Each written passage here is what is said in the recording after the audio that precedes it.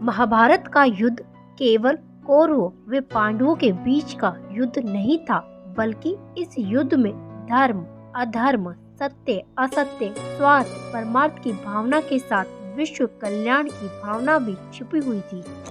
इसी कारण से उस समय के राजा महाराजा अपने अपने धर्म, स्वार्थ, परमार्थ के आधार पर तो कोई कौरवों की ओर से लड़ा तो कोई पांडवों की ओर से लड़ा। धर्म युद्ध की लड़ाई में तटस्थ रहने की सोचना काफी गलत भी था, क्योंकि इस धर्म अधर्म की लड़ाई में पूरा विश्व जो था वो लड़ रहा था। महाभारत के इस पूरे युद्ध में एक व्यक्ति ऐसे भी थे जो कि तटस्थ रहे, जिन्होंने ना ही कौरवों का साथ दिया और ना ही पांडवों का।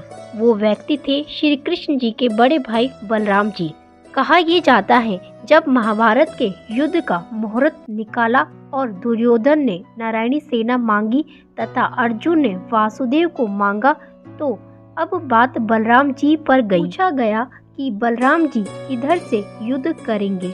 बलराम जी से युद्ध के बारे में पूछा गया तो उन्होंने युद्ध में तटस्थ रहने का निर्णय लिया। उन्होंने कहा कि दोनों तरफ मेरे अपने हैं, अर्जुन मेरा रिश्तेदार है तो दुर्योधन मेरा प्रिय शिष्य है, इसलिए मैं दोनों तरफ से ही नहीं लड़ सकता, क्योंकि मैं दोनों तरफ हूँ।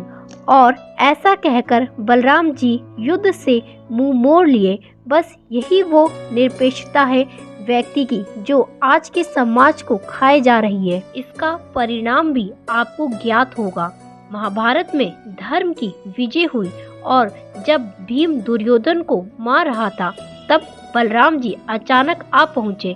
बलराम जी दुर्योधन को बचाने लगे। अंत समय में जब बलराम जी ने अपने कायदे कानून लगाए तो श्री कृष्ण ने उनका प्रवेश निषेध कर दिया। श्री कृष्ण ने स्पष्ट शब्दों में कह दिया, जब धर्म अधर्म का युद्ध चल रहा था तब आप कहाँ थे? जब धर्म अधर्म का संघर्ष होने वाला था तब आप किसकी तरफ से थे?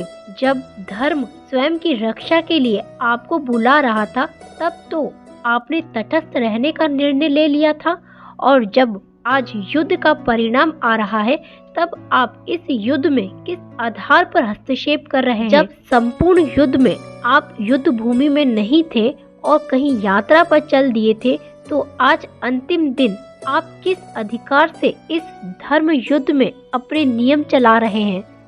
बस फिर क्या था, बलराम जी वापस वहां से चल दिए। धर्म की विजय हुई। यहाँ सिर्फ अधर्म नहीं हारा था, बल्कि धर्म निरपेक्षता भी हारी थी, क्योंकि धर्म युद्ध में कोई धर्म निरपेक्ष नहीं रह सकता। यदि कोई धर्म के साथ नहीं है तो समझ लो कि वह अधर्म के साथ है।